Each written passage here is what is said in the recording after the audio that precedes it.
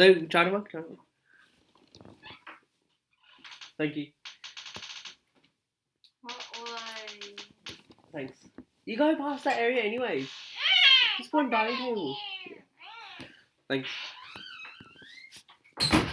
So today we're looking at the long brief for circuits. So housekeeping.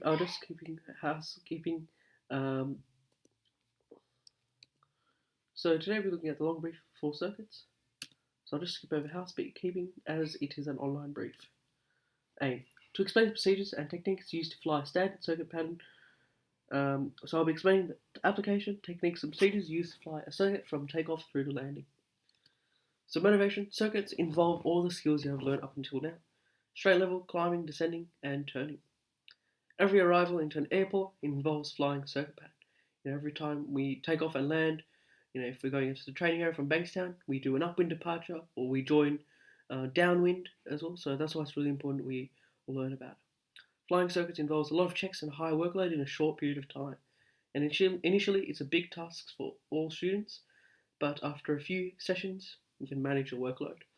It is important that students stay ahead of the airplane throughout your flight training, not just for circuits, as the airplane can get ahead of you. So an overview of what we'll have a look at. So objectives, that's the take-home message. We'll have a look at revision from our climbing, turning and stalling brief. We'll have a look at the definitions as well that will be relevant for today. We'll look at what is a circuit. We'll look at the factors affecting takeoff and landing performance, how they affect our takeoff and landing distance required.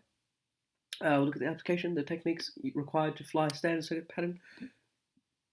We'll look at the airmanship and threat remote considerations, some of the risks that exist in this lesson, and how we can mitigate it. I'll summarise everything, and then finally I'll ask you a few questions with the objectives. So following this brief, you'll be able to, from memory, correctly identify the 5 legs of a circuit. So it's important we want to know what the 5 legs are and how we can fly as well. State the work cycle to be used on downwind. It's a really important leg of the circuit. You're preparing the aeroplane to land, so you want to know what the techniques and procedures and checks involved are. Correctly state the method of calculating VTTS in various wind conditions. So we'll have a look at what the VTTS is, the target threshold speed, and how to work it out. Describe the actions you would take if you found yourself high on approach. So it's quite common to find yourself high, so we'll look at what we can do about it. State the minimum recommended height for an airplane to be established from final. So we want to be established early on so we can focus on flying the airplane. And discuss some of the threats, errors and management techniques for this flight, which I'll aim to include all throughout this brief. So in terms of revision, so if you want, take a moment, you can pause this video and then you can work out each of the answers. But now I'll read out the answers. So what are the angle bank limitations for climbing and descending turns? So it's 15 degree for climbing and 30 degree for descending, as we don't want to exceed the load factor, and for climbing we want to preserve that climb force. Important, as we'll be doing climbing descending turns in the circuit area. What are symptoms of an impending stall? So some symptoms are low airspeed, high nose attitude, decreased airframe noise level, sloppy controls, and that stalling as well. Important, we don't want to stall the airplane in the circuit area. We're quite low to the ground, so it's really important to recognise the symptoms so that we don't stall the airplane and prevent it from stalling in the first place. What is approach configuration? So it's carb heat on in terms of pre-entry checks, power 1500 RPM, attitude half ground half sky, speed 75 knots, and your trim and balance. It's important, you may have seen me coming into Bankstown Airport and putting the approach configuration as we're preparing the airplane to land. And we'll be doing the approach configuration in terms of each of our circuit legs. How does a headwind such tailwind affect our angle of climb and rate of climb? So this is important. So we'll have a look at that, how wind affects our circuit leg, providing specifically in terms of our takeoff and landing distance. So if you've got a nil wind conditions, you've got an airplane in nil wind conditions, but if you have a headwind, the parcel there moves along, our rate of descent, our rate of climb stays the same, but our angle of climb increases. And if we're tailwind, our angle of climb decreases and our rate of climb stays the same. So definitions. Live side, the live side of the circuit with traffic. If there are left-hand circuits, the live side is on the left, and right-hand circuits, it is on the right-hand side. And the dead side is the side of the circuit without traffic. So as you can see over here, that's the live side, and we've got left-hand circuits as for the pilot sitting on the left, the runway is towards the left, and the dead side is the leg without traffic. So takeoff distance required is a distance to accelerate the aeroplane from a standing start to achieve VTOS by 50 feet AGL. It is multiplied by a safety factor of 1.15. So VTOS is our takeoff safety speed and is published by the manufacturer in the car range.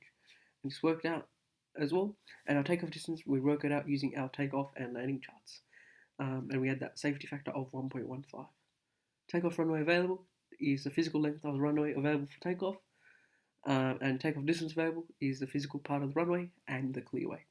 So the easy way to remember the difference between TORA and TODA is that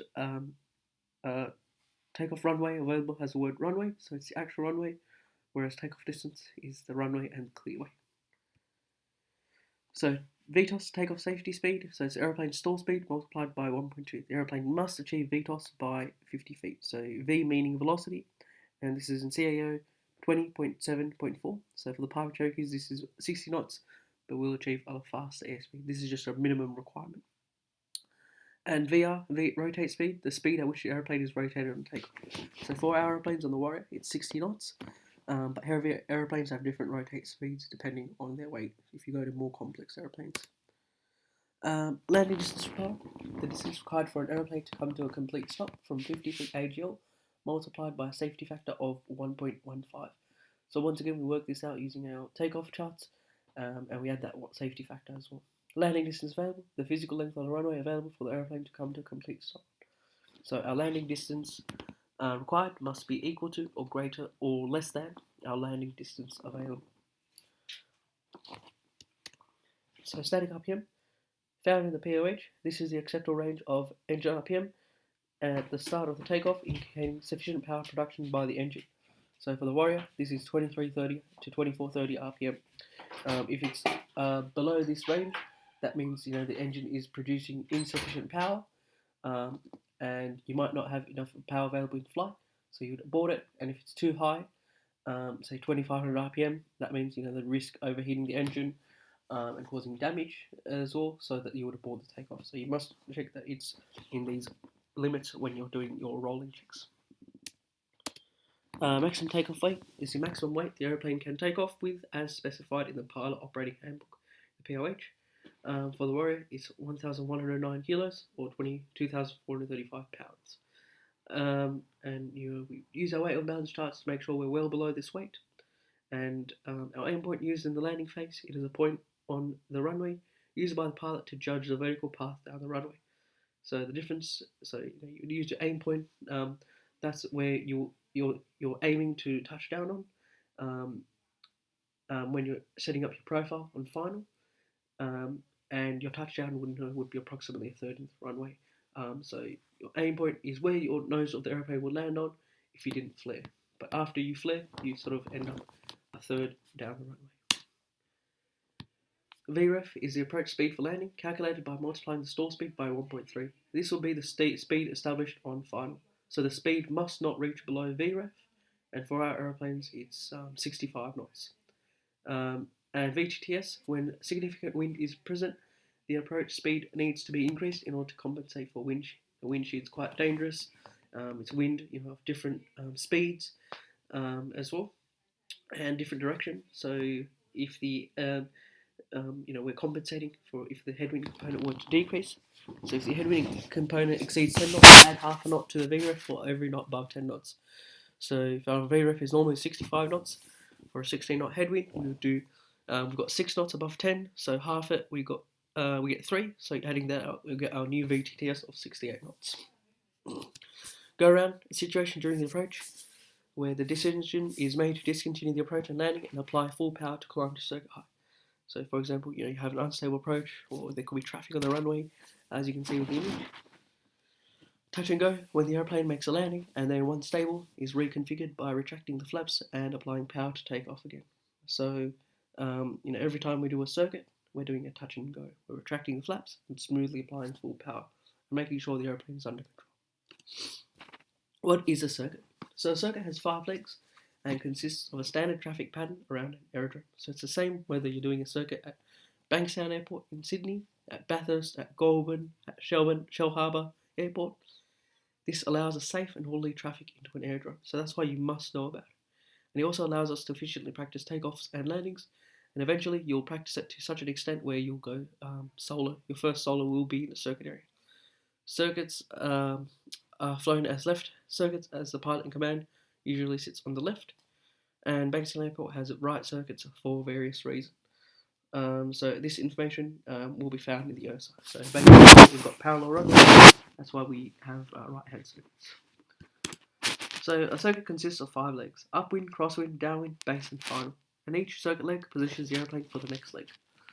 So upwind, we pick a reference point climbing to 500 feet AGL on an extended center line. And we're going to fly into wind, and I'll explain why we want to fly into wind. Crosswind, pick a reference point, you're doing a climbing turn through 90 degrees to track perpendicular to the runway, and you're climbing to 1,000 feet AGL. And the wind is going from left to right, so that's why it's called the crosswind. Downwind, we're choosing a new reference point, and we're flying a level leg at 1,000 feet AGL, which at Bankstown, since it's close to sea level, it's 1,000 feet AMS on the altimeter. And the wind is coming from a tailwind, so it's coming from behind you. Pardon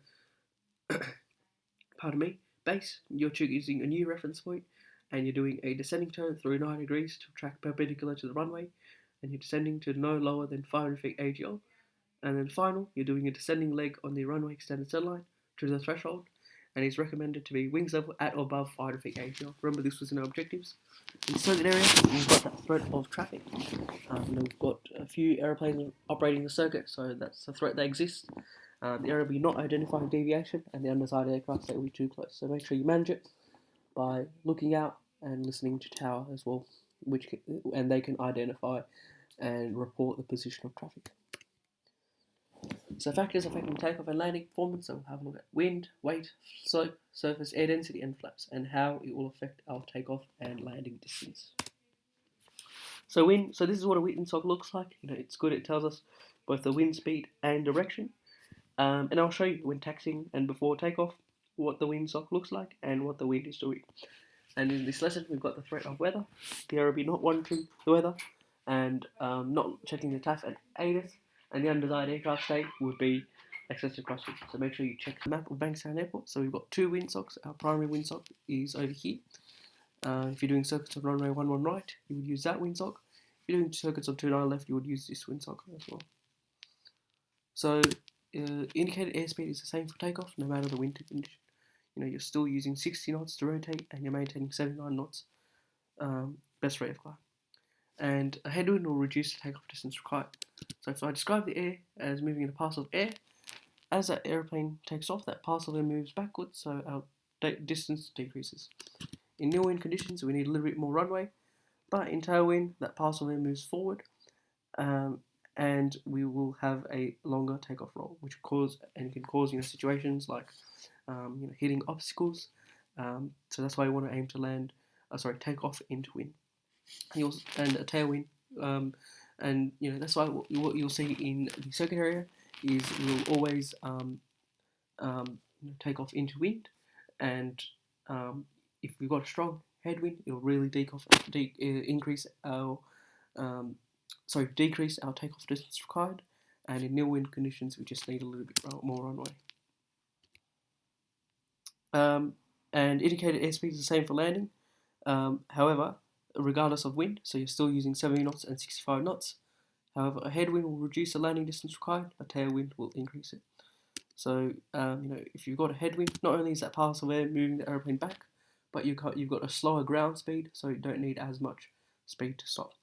And if you're in wind conditions, it takes a little bit more runway, and then in a tailwind, it takes a lot more runway. It can lead to things like an runway, and these are actual figures. I've worked out using weight and balance charts for our aeroplanes. And you'll see this as well in the circuit area, that you would stop a lot quicker with a headwind versus nil wind conditions. You take a little bit more runway. So more time is required to accelerate a heavier airplane due to inertia. We looked at inertia. An object at rest wants to stay at rest unless acted upon by an unbalanced force. The heavier the object, the greater the inertia. So increased weight will increase the takeoff distance required. You need a lot more time to accelerate to the 60 knots. It's kind of like a heavy truck. accelerating to 60 kilometers per hour versus a car. The car does it in less distance than the truck, and you'll really see this for dual versus solo flight.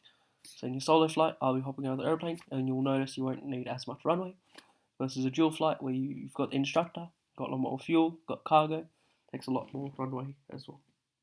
As you can see with the performance charts. So more time, more weight means more inertia, and an increase in weight increasing is our landing distance required. So remember, inertia, objects' ability to resist change in motion. So at lighter weights, you've got less inertia. So it's kind of like a car versus a truck.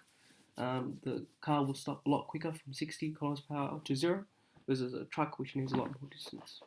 So an increase in weight increases that landing distance required. And you'll notice this during your dual and solo flights. In your solo flights, you need less runway to stop, versus in a dual flight, so you need a lot more runway. So slope. VR is reached earlier downslope, and so downslope decreases takeoff distance required. You've got that force of gravity, which helps accelerate the airplane faster takeoff, and upslope increases takeoff distance required, as you have to accelerate against the force of gravity as well. It's kind of like a ball. A ball rolls downhill, but a ball, if you push uphill, it'll slow down due to that force of gravity. So it's all about us reaching that VR earlier, downhill. So landing is now the opposite. So the airplane will be carried further away due to the force of gravity. So you want to come to a stop, but the gravity wants to accelerate the airplane. And downslope increases landing distance required. Upslope decreases landing distance required. So you've got going downslope, you need a lot more runway, versus if you've got an upslope, you've got that brakes to help stop the airplane and the force of gravity. So it's similar consequences as before, but the opposite. So surface and takeoff. A surface that has less rolling resistance like bitumen will provide the least takeoff distance required. So it's, for example, on our runways, there's less friction between the wheels and the ground. Will you need more runway to take off at Bankstown Airport or on a grass runway? You'll need a lot more runway on a grass as it increases rolling resistance friction, and so it increases takeoff distance required. Friction makes it more difficult for the airplane to accelerate. It's kind of like a bowling ball. It'll roll easier on a bowling alley versus on carpet. So it needs a little bit more runway. So bitumen has low friction, and so our stopping distance is longer than grass. But it doesn't matter. Those runways are quite long as well, and it's sufficient enough for us to stop. Grass increases rolling resistance and friction, and so it decreases landing distance required. So not only do we have our brakes to stop, but we have the friction of grass to help us stop.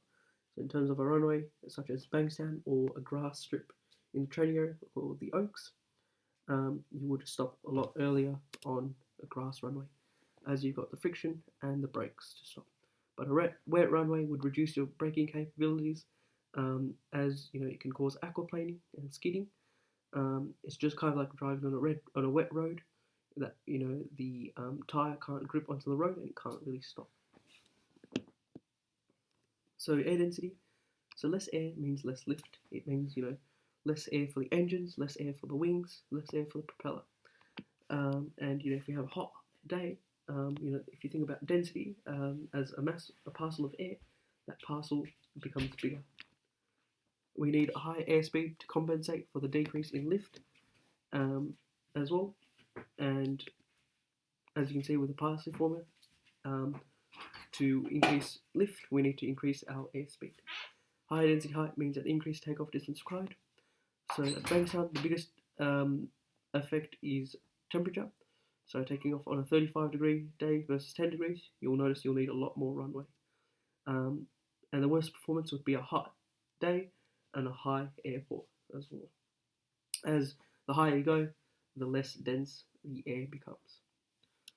So air density for landing. So once again, high density height means less lift, so we need to come in at a faster speed. And this equates to an increased landing distance required. And landing at Bankstown at 10 degrees versus 35 degrees. So similar thing as well. Landing at a hot day, you need a lot more runway versus on a cold day. And you'll notice this on hot and high airport as well. That's why they're quite long. So flaps reduce our soar speed and increase lift, which allows us to rotate earlier to achieve obstacle clearance. So because we rotate earlier, we can climb a lot earlier rather than using a longer distance to accelerate the airplane to a faster speed. Takeoff distance required, and so it is used on shorter runways and for obstacle clearance. However, due to the drag, lower nose attitude is required. The climb performance decreases, and we looked at this in our climbing brief, where we've got a lower angle of climb and rate of climb, which is why we rotate the flaps at 200 to 300 feet. And you may have noticed this, during a go around or climbing, with flaps, your airspeed is quite low, and your rate of climb is quite low as well. So that's why if we do use flaps, we only use a maximum of 2 stages, and we retract it at a safe enough height. So flaps, it gives a small lift, but we have a shallower rate and angle of climb. Flaps, it takes us a little bit more runway, but we've got a better angle and rate of climb, as we don't have that drag. So flaps for landing. So due to the increase in drag, flaps allows a steeper approach for the same indicated airspeed. So it's a slower but safe speed with a better forward view, which you may have seen in your effects control lesson. This allows better obstacle clearance, so slower but safe speed, and as our soar speed decreases, we can come in at a slower speed. So in terms of obstacle clearance, you've got a lower nose attitude. That drag allows us to get a steeper approach, and you'll see this as well in terms of your flappers and go-around lesson. Without flaps, you have a shallower approach, longer bit of a float, and longer landing roll. But with flaps, you have a steeper approach, and you can come in slower, so you've got a shorter landing roll as well. That's why we always use flaps. So in terms of the summary, so if you've got a headwind, remember that parcel there, it decreases our takeoff distance and landing distance decreases. Tailwind, takeoff distance increases, landing distance increases. That parcel of air. Increase in weight, takeoff and landing distance increase due to the inertia. Downslope, so takeoff distance decreases due to the accelerated by force of gravity. Landing distance increases. Upslope, so takeoff distance increases, but landing distance decreases as that gravity helps us slow down. Rough surface, takeoff distance increases, landing distance decreases as well, as that friction helps us slow us down. Increased sensitive altitude, both increase as we have to come in a lot faster to generate that lift, and flaps extended both decrease as well. So now we'll have a look at the application.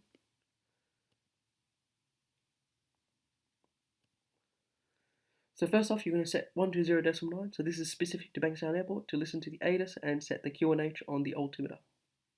And you're going to set 119.9 and request startup for circuit. So that's a frequency for ISPK ground.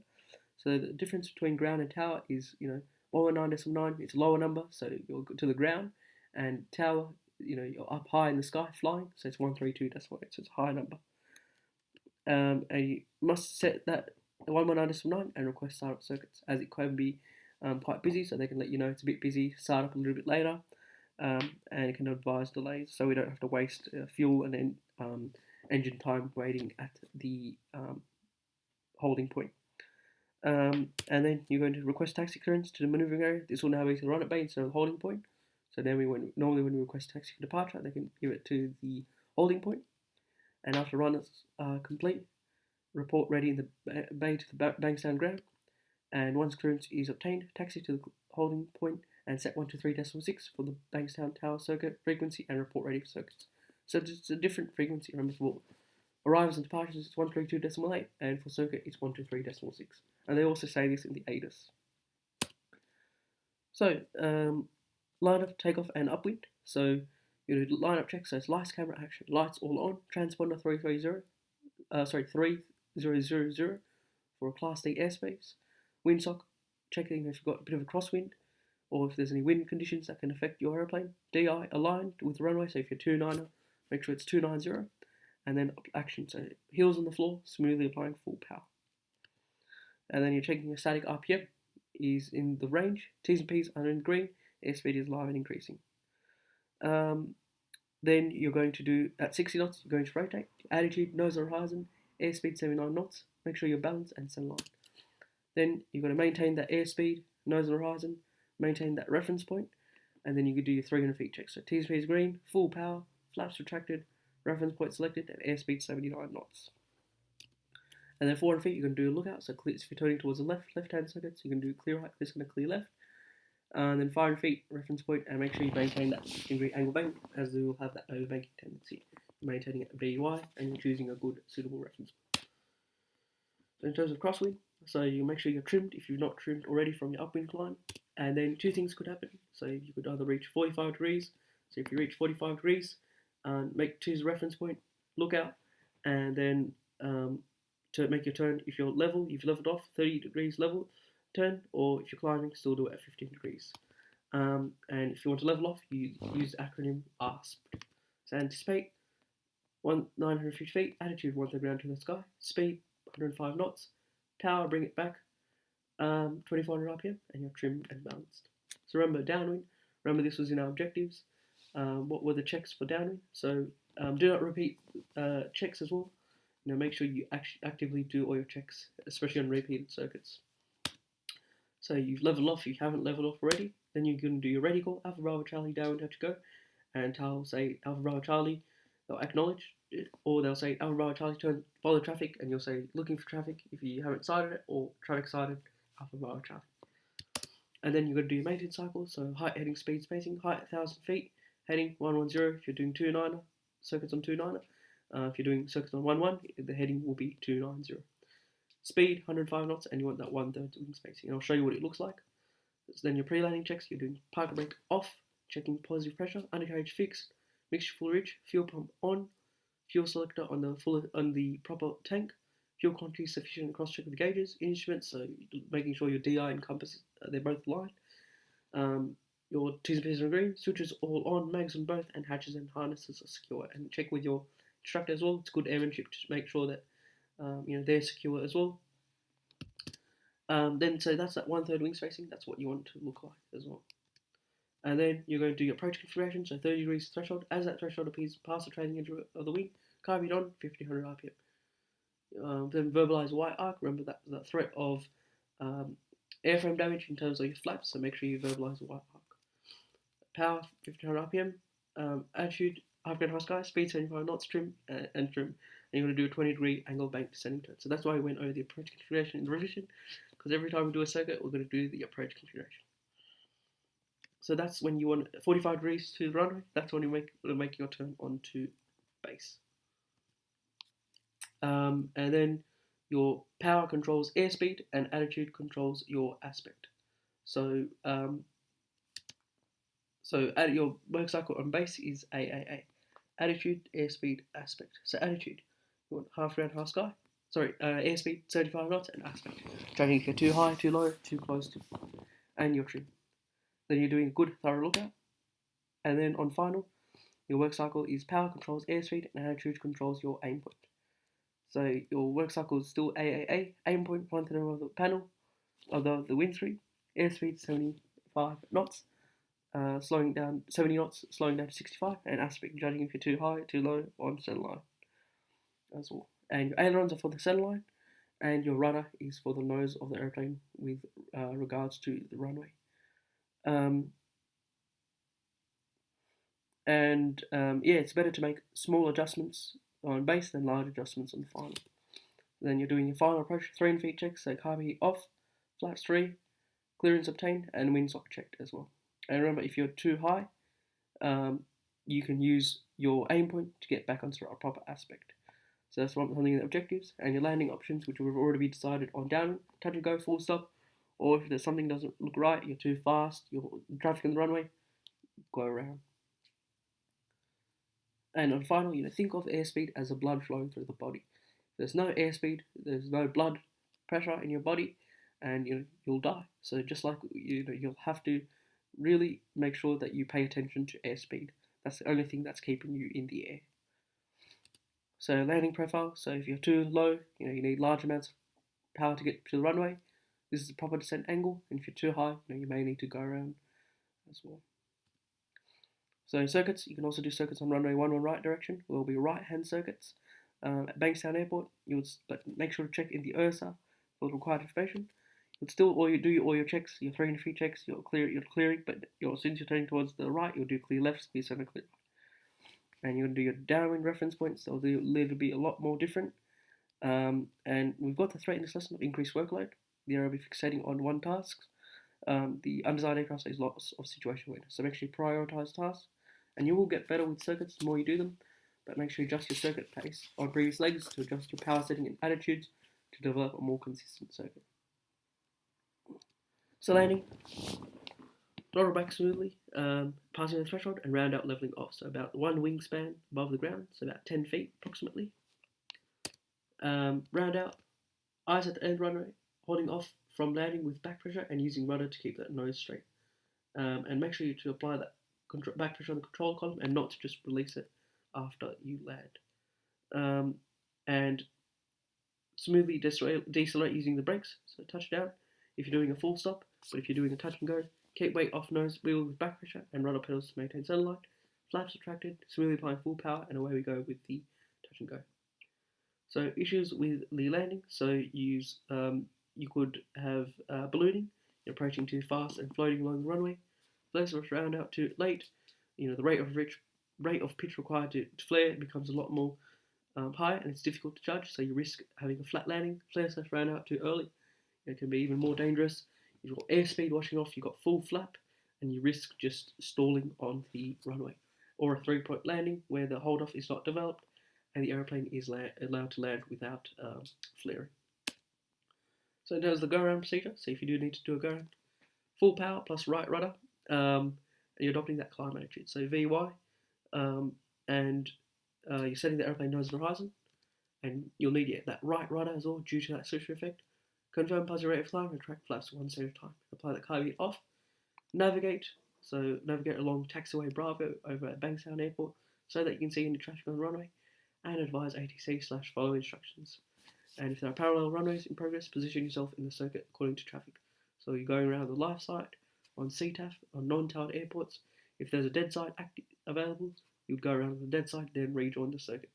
And you've got the threat of unstable approach, the not identified deviation, and the undesired aircraft state hard landing. And so make sure you go around. And some reasons could be, there's traffic on the runway, you're coming too fast, you're too high, you're not lined up, you're not the wings level, you're using large S-turns, and or it could be too windy. So there's a few reasons. So after landing checks is done using felt. So conduct the felt checks after you have vacated the run. So you've made a full stop, finished circuits. You're going to do the checks according to the acronym. So flaps retracted, frequency Bankstown ground 119.9, fuel pump engaged. You're going to do your ready calls. So Bankstown ground, good day Cherokee, Alpha Bravo Charlie just vacated the runway you vacated. On Bravo, request taxi to wherever you need to taxi, so whether it be Lima or Juliet, and then they'll say Alpha Bravo Charlie, taxi to parking, and you'll say taxi to parking, Alpha Bravo Charlie. Lights, turn the appropriate lights off, so your strobes and landing light off, lean the mixture, transponder on standby, and your trim light. So airmanship, traffic density in the circuit is high, so a good lookout is paramount. Make sure and listening watch should be maintained all times, so it allows us to keep a mental picture of where traffic is. Delay your crosswind turn and base turn to allow separation from traffic. Make sure the aircraft has passed a beam your wing. If you have 2 classes of traffic on base and final, go around. Due to that tight dimensions of the circuit, you may need to go around even from base. Pre-landing checks, make sure you don't actually say them, you actually do them, and it's really important. If you come back from a nav, the bumfish checks helps to prepare the airplane for landing. So that's why you actually have to be doing and checking the appropriate switches and instruments. Learn from previous circuit and attitudes to develop a more consistent circuit. And in between circuits, modify your approach, power, bank angles to develop that more consistent circuit. So threat and error management. So we've got the threat of traffic. The error will be failure to identify traffic to follow. The management technique will be look out, identify traffic, and listen to tower. And the undesired aircraft state will be too close to preceding traffic. So make sure you maintain good situation awareness, you're looking out and you're listening out as well for traffic. Threat of increased workload. The error will be fixating on one task.